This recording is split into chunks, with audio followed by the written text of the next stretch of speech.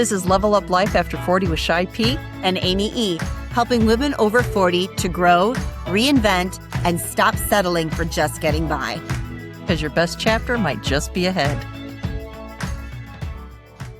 Thanks for tuning into another fantastic episode of Level Up Life After 40 with Chey P. and Amy E. And today we are graced with another wonderful guest. We have Aline Blumetti with us. I met her through the coaching program, so I've gotten to know her really pretty much since the end of October. And we've been talking every week. I probably talk to Aline more than I talk to Amy sometimes, I think. But she is the founder of Arcs in Motion and creator of her trademarked A.I.M.S method, A.I.M.S, which she will tell us about. She is a certified professional coach and a member of the International Coaching Federation. Her practice combines positive psychology and neuroscience-informed tools for both life and executive coaching. She works with women over 40 who are tired of editing themselves and want to start making choices built on self-worth. And today we're going to kind of talk about people-pleasing, the cycle of people-pleasing, how it happens. And I made a little joke and said that apparently Aline will still people-please because she agreed to be on the podcast. Okay.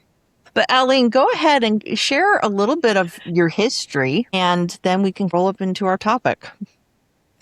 Yeah, well, first of all, thank you guys for having me. I'm super excited to be here. So where do I begin? I guess I will start at me being a Lebanese American. So I have been in the U.S. for a little over 20 years. I moved here at the age of 25.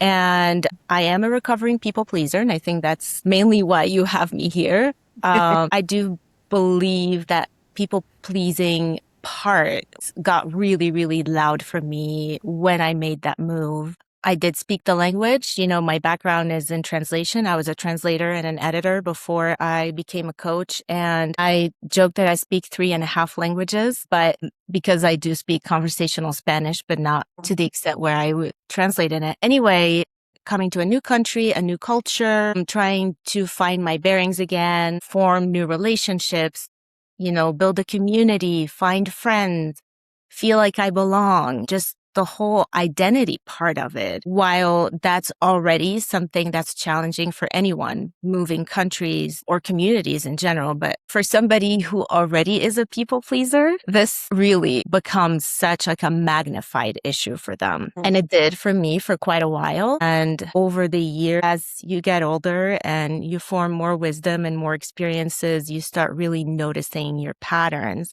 Basically, that's the journey that brought me to coaching. Once I sort of had the awareness of what was happening to me, how my nervous system paid for it, at what cost it all came, things that I wasn't really aware of initially because it was just who I was. And so once that happened, that shift happened for me, and I started working on myself and figuring out what was happening is when things really transformed. When do you think your people-pleasing began? Is there an age that you can pinpoint it, or is it a gradual thing over time?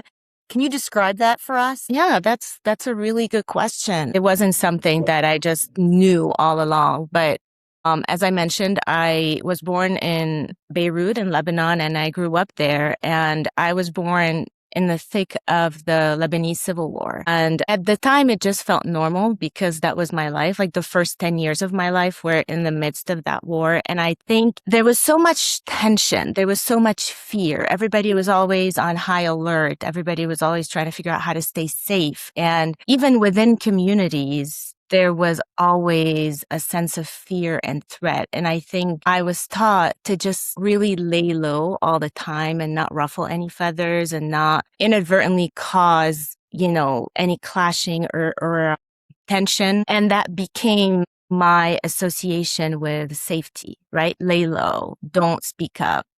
You don't necessarily need to give your opinion. Be disagreeable. Always be nice and smile and walk away, avoid confrontation, that kind of stuff. And I know why that happened. My parents had 3 daughters, so that was their way of keeping us safe. And not to say that everybody who grew up in this environment and everybody whose parents taught them to walk away from danger registered it the same way I did, right? I don't think my sisters registered it the way I did. My brain, my nervous system, possibly the age I was in, all these things. It was the perfect storm of how I interpreted that as people pleasing. And once that phase of my life ended, call it I was 10 or 11 years old. My nervous system just learned that that's how you walk in the world. That's how you navigate life. And I didn't create that dissociation, that threat is gone. Now I can move into something else because that's all I learned to be. When you're in an environment where being agreeable equals being safe, whatever that may be. My example is, growing up in a war environment. It could be just your upbringing. It could be your parents or a relationship you were in, or any time your brain learns that threat loop, it just stays in it. Mm-hmm. And you don't know it, right? You just keep going with it. Sure. Kind of becomes your identity. Yeah. Well, it So, kind of makes me think of people if they have siblings that are kind of off the chain and they're the one that's the good one and keeping the peace. And that's kind of how they do it at 6 Mile and Nod and toe the line. It's kind of what it makes me think of. So what made you have this aha moment? yeah, and that aha moment came pretty late, I'll tell you. Although, better late than never. I do think, as I mentioned earlier, as you gain age and wisdom, right, especially for us women, you start really questioning things and understanding your patterns better. And just going back to how I grew up and how that informed my relationships as an adult, even in my teen years, but even as also an adult in my professional relationships, in my personal relationships. I think when you are that person, when you are constantly wanting to make sure everyone around you is comfortable, everybody is sort of calm, they're not mad at you, they're not upset with you, it becomes your MO. You start taking pride in being the person who can absorb everybody's feelings, who can absorb the energy in the room, who can regulate the emotions. And over time, it became like a badge of honor for me. That was my superpower. I was always the person who could manage anyone's emotions. What I didn't realize, and what normally a people pleaser doesn't realize, it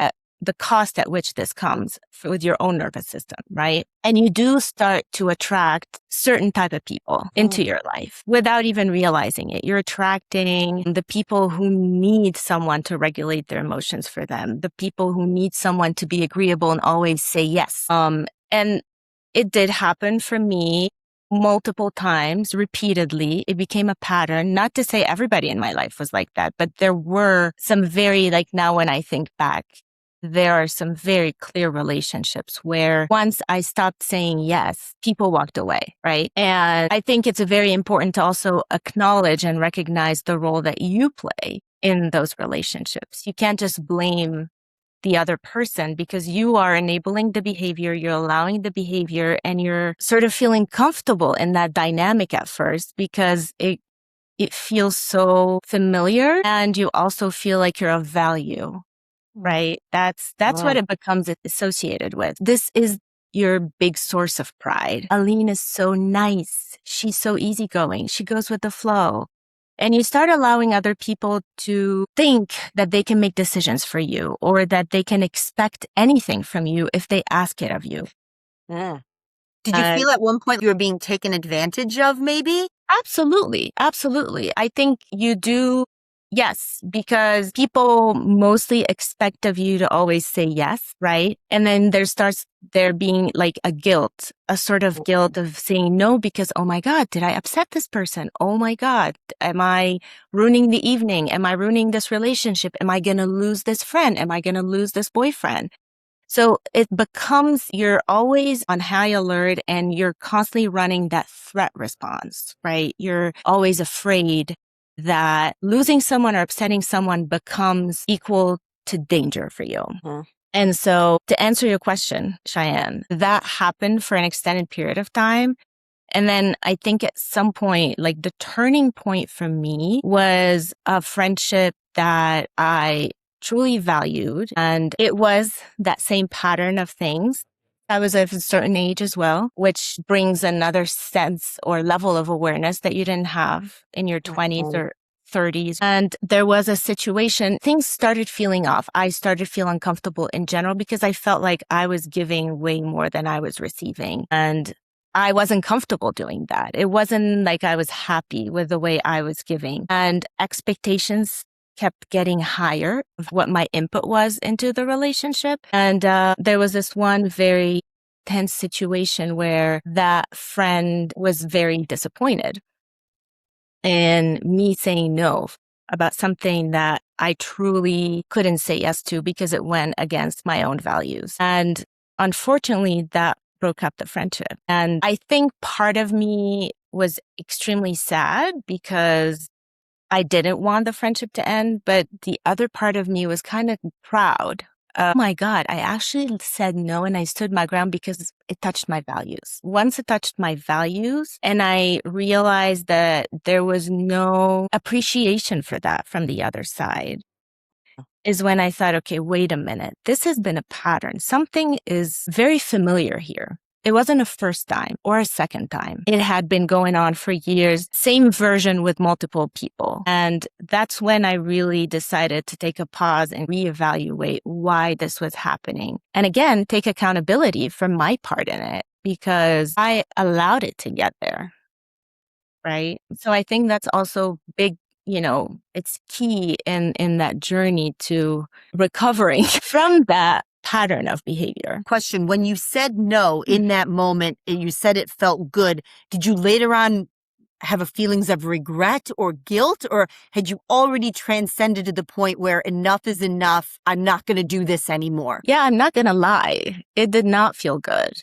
It did not feel good in a sense that after it happened, I questioned whether I did the right thing. I felt so much guilt. I felt like, oh my God, I hated somebody feeling disappointed in me, which is exactly why you keep people pleasing, because that's such a dangerous state of existence to be in. Your whole body is reacting to it. Your nervous system is like alarms sounding off, right? And you're thinking, am I a bad person? Am I a bad friend? Am I not up for the task? You start also questioning, how valuable am I? What kind of value am I offering outside of saying yes to someone, outside of constantly managing that person's emotions and wants and needs? What else am I bringing to the table if by me saying no, they walk away? Mm-hmm. So this is when I think the biggest part of the storm happens, when you are really sitting with those very negative, sometimes self-deprecating feelings of, so who am I underneath it all and what other value am I bringing? And that's where the real work happens, right? Wow. Because you're rediscovering your identity outside of being a people pleaser. If you're not that, then who are you? If you're not the nice person, the person who's constantly trying to make others comfortable, who are you in that room? You mentioned your nervous system, and I know that your practice talks a lot about your nervous system. Can you explain how that works physiologically and how that impacts the whole people pleasing and boundary forming, kindness, all that good stuff, please? Yeah. So I mentioned this a little bit earlier. Your brain is a predictive machine, right? Whatever your brain is taught, whatever thoughts, what you put in your brain, whatever you feed it, becomes how it sees the world, how it functions.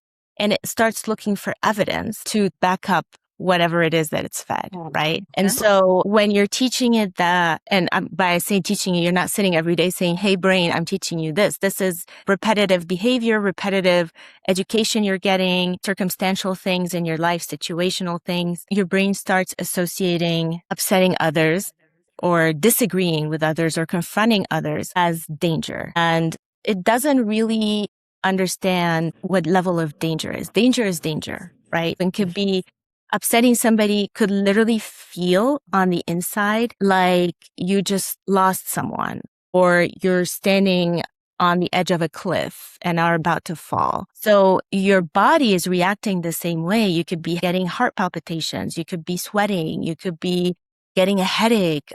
Your throat gets dry. All the physiological symptoms, the somatic symptoms that you're experiencing are your nervous system reacting to that danger alert. And that loop, that threat loop that it runs is not something you can just snap out of. You can't really think your way out of your nervous system reacting. You have to teach it again. You have to teach your brain again what thoughts to have in order for it to understand that it's okay to say no. It's okay to say, I prefer not to, or I'm going to let this person handle their own emotions and I'm just going to take care of me, right?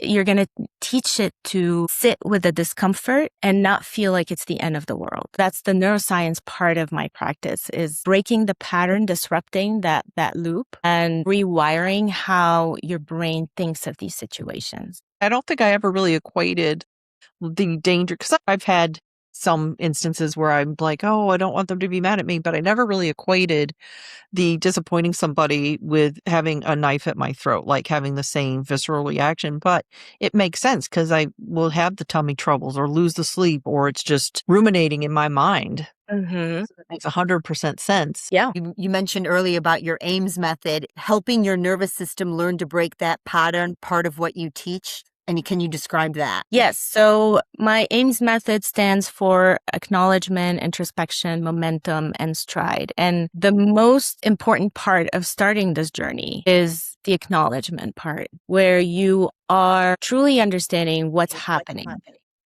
You are not only recognizing it, but you're sitting with it. You are observing what your behavior is like and what it is you're feeling, what it is you're thinking. And that is the foundation of any time you're getting coached, right? To break any pattern that you need to get through in order to get to whatever part, whatever goal, whatever desire you're trying to achieve. And so the way that my method was designed is to go through all these phases. You are sitting with your feelings and emotions. You are acknowledging what's happening with you. And then the introspection part is where you're truly digging deep and understanding where this is coming from. You're sitting within an experience with exactly what thoughts you're having, what these thoughts are making you feel on the inside, where you're feeling it in your body. How is that manifesting? And asking yourself questions about what would actually happen if I didn't jump, what if I have the urge to people please. So you're starting to observe, you're going out in the world and also you're putting yourself in situations where you're living your life, you're having the urge to people please. And the key here is to sit and say, well, what if I didn't do right now what I normally do? What would happen? Right. And so little by little, once you're removing yourself from being in your own head, once you're starting to be an observer of the way your brain is working, the way your nervous system is working, that's when you're starting to see you're separating, right? And once you have this power of separating yourself and understanding that part of you, how it's working, is when you start feeling more in control of teaching your brain the new patterns. And you start catching yourself. Over time, with practice, is when you're catching it and you're like, oh, wait a minute. I just did that. Why did I just do that? What would happen if I didn't do this? How can I flip the situation for me, right? How can I teach myself to little by little not react the same way? And there's a lot of work that goes into this because it's an identity thing. It's a self-concept thing. There's this idea of how are you viewing yourself? When I go back to what value am I bringing to the table, to my relationships? If your initial self-concept, if the way your brain thinks of you is less than or only valuable when you do this, then it's always going to keep doing the same. It's always going to repeat the same behavior. The work is also to change your self-concept, to change how you view yourself in relation to the world, in the relation to the people in your life, be it professionally or personally. And once that also changes is when it's affecting how you're approaching situations, because your value no longer depends on that people-pleasing aspect of it. Awesome explanation. Have you found that people that are people pleasers associate that with kindness or niceness? And how do you coach them through the difference between the two? Yeah, that's an excellent question. A lot of people equate, and I was one of them, equate niceness, which is also people pleasing, with kindness. And the difference is, and that's something that psychologists now call, kindness is healthy altruism and people pleasing is pathological altruism. And that's a great distinction because the way you decide whether you're being kind or you're a people pleaser is how you feel on the inside. Being kind can be helping an elderly carry their groceries to the car, helping your best friend through a bad phase, doing kind acts in society, being there for somebody close to you when they need you. People pleasing is called pathological for a reason. When you are constantly putting others' needs ahead of yours, that's the way you're living your life. When you are completely abandoning yourself, you're ignoring yourself, and you are at any cost prioritizing everyone else's needs while feeling uncomfortable doing that. So that's the key. How are you feeling inside? Are you upset? Are you stretched? Are you burnt out? Are you doing something that doesn't align with your values? And that's also something really important in the work that I do is you cannot stop doing what you do unless you go back in and understand what you stand for, what your values are, how you lead your life, right? Until you understand what you want and what you stand for and what is guiding you in life, you cannot stop people pleasing or setting those boundaries. Because how are you going to know what boundaries to put up if you don't understand what you need? That's part of the deep work, is really going back to yourself, because you lose so much of yourself when you're constantly giving and you're worrying about others and how you're being perceived. And so you lose so much of yourself. And I lost so much of myself over the years.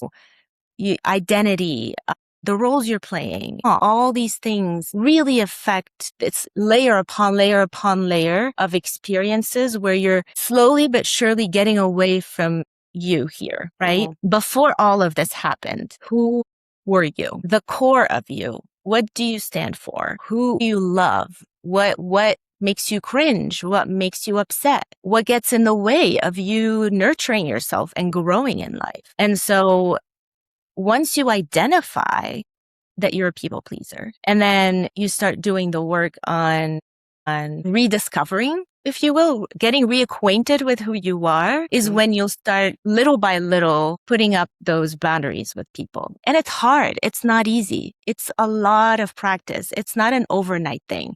That's why you do months and months of this, because you slowly teaching your nervous system that it's okay. I can say I'm not comfortable. I can say I don't want to watch this movie. It's as small as that, right? I don't want to eat sushi tonight. Sushi. I don't want to eat a burger tonight. Like anything, right? I always want to eat sushi tonight. But I'm just saying it's those small things where you've also in the process allowed other people to make the littlest decisions that affect you just because you don't want to muddy the mood. It's as little as somebody want to watch a thriller and you want to watch a rom-com, or does someone want to go hiking and you want to go, I don't know, sit and have coffee. All these little things are still part of people pleasing. So when you start resenting doing the things that people ask you, is that a good starting point for realizing maybe I'm a people pleaser and not doing this out of kindness? Yes, there's definitely a resentment that builds over time, but it's also the idea of I'm always on high alert, trying to anticipate everyone's needs. I'm always trying to make sure no one's needs are not met. Regardless of how I'm feeling, regardless of what's going on in my life, I will put everything on hold to make sure everyone else is comfortable. And it could be with strangers. It's not just with your loved ones. It could be with you're sitting in a meeting room and you want to say something, but you feel like it's not going to be received well. You just stay quiet. Your boss tells you something and you don't agree. And you know that if you speak up, it will make things better, but you're afraid of the reaction. So it's also the anticipation of, if I don't stay quiet or if I don't agree, what's going to happen, right? It's little by little teaching yourself that it's not going to be the end of the world, right? And it's telling yourself, I deserve to. I am allowed to, just like everybody else is. It's implementing the values that you think others deserve from you onto you, right? It's attaching that sense of they deserve it to also, well, I deserve it too. I deserve it just as much, because as people pleasers, we never expect anything in return. It's okay if they don't reciprocate. It's okay if they don't ask me how I'm doing. It's okay if I'm not seen, because I can handle it. But they can't. You start justifying it by thinking, oh, I am so divine in this power I have, when really you're just giving yourself excuses to not muster up the courage to change the power. Right. That's Yeah. good.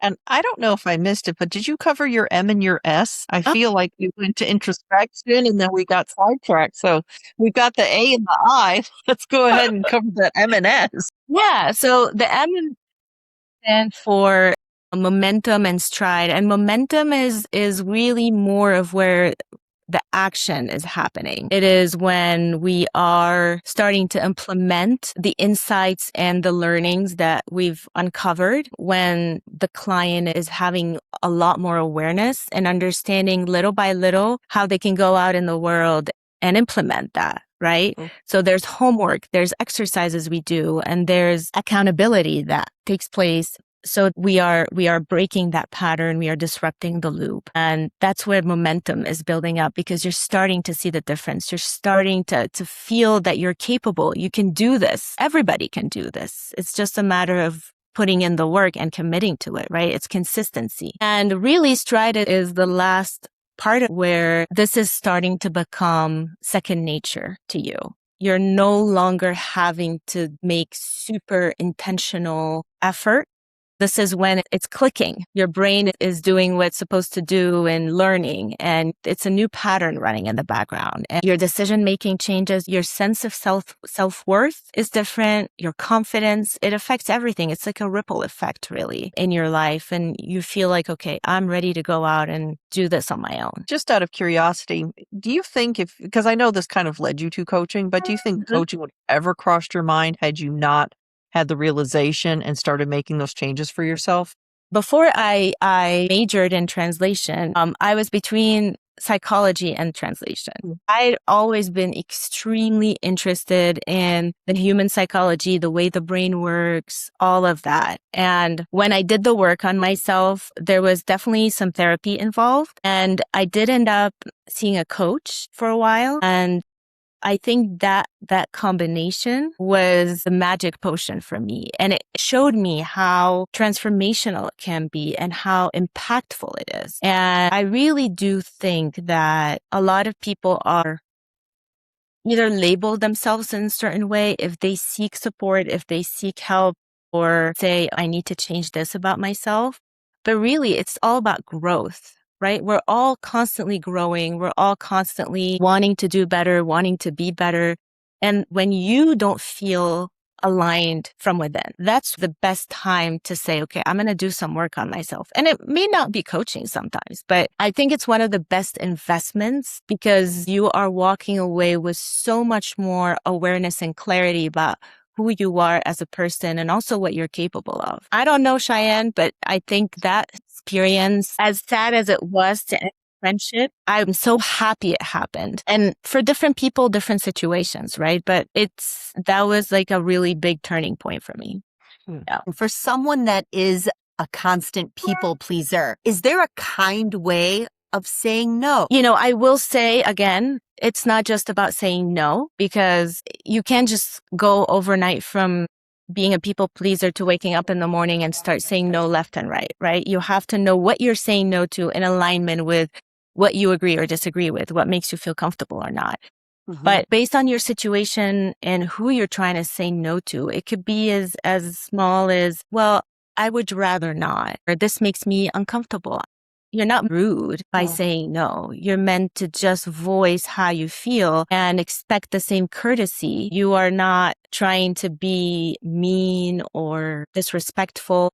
You're just saying, I'm an adult and I know what I can or cannot handle. And in this situation, that's not going to work for me.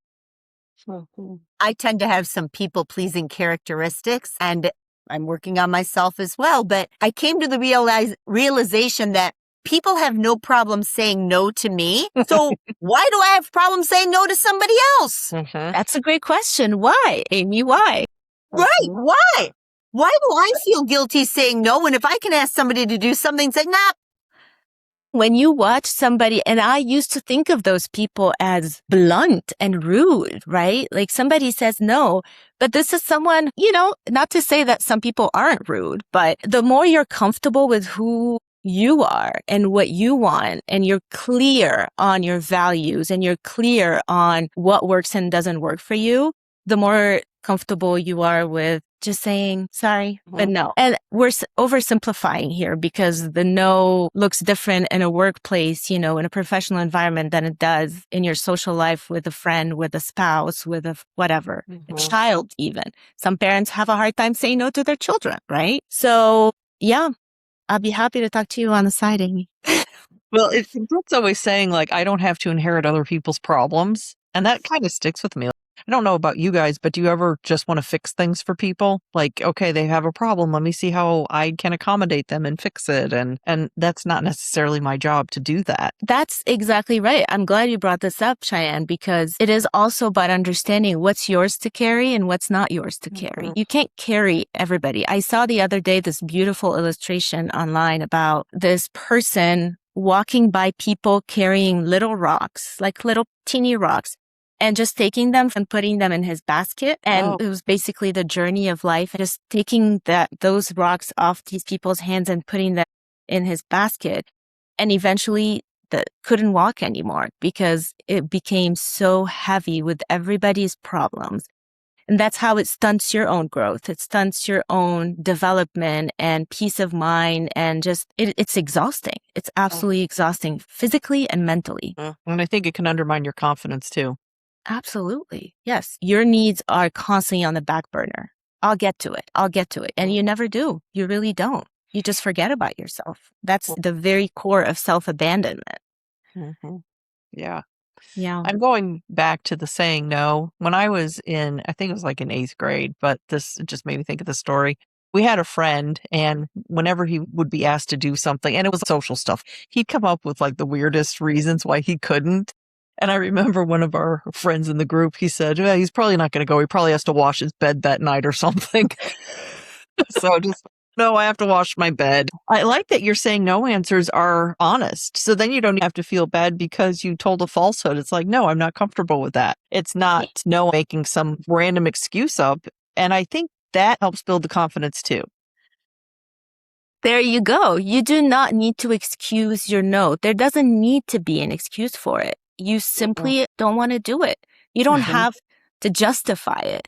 Right? Absolutely. And that is huge. My real estate teammate, she told me one time that no is a complete sentence. And it's interesting because when she negotiates a contract, she just goes with the points. I sometimes feel the need to explain why. And she's like, it's none of their business. And I'm like, you're so right. I think I still have a tendency to do that even a little bit in professional life with wanting everyone to be happy. And I always say at the end of the real estate transaction, I want everyone to be holding hands singing Kumbaya. And that's not always going to be the case. No. And it's also not my job to make the circle and play the guitar. So I have to remember that as well. Everyone is a grown adult and they can handle themselves. And if they can't, they need to find a way. It's not your job. Again, if it's people you truly care about who need you and need your support, that's a very different experience because you want to be there for your loved ones and for the people in your life that matter a lot. But when you're being taken advantage of, that becomes a different situation. I do have a question. If you have someone that has that special narcissist in their life that will keep going at them, what would be your advice to getting past that stage, to realizing that it's okay and that maybe they're not good people anyway?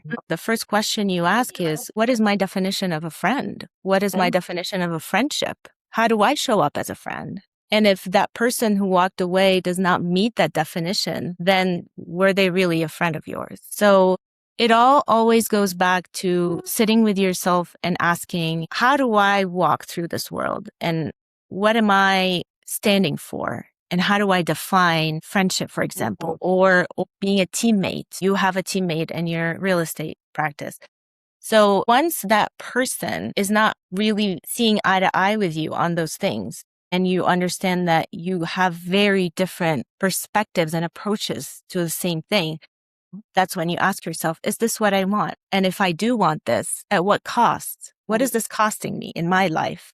Those questions start really giving you a clear idea about whether it was a loss or a gain. And even if it hurts, it doesn't have to still be a loss. You're human. Of course, you're going to be sad. Of course, you're going to mourn. Of course, you're going to question a few things. But if every time you go back to that clarity of what you stand for in what you expect in your life of others. That should be your North Star. That should be your guiding way, really. Brilliant. Aline, this information has been invaluable, and I've loved this conversation.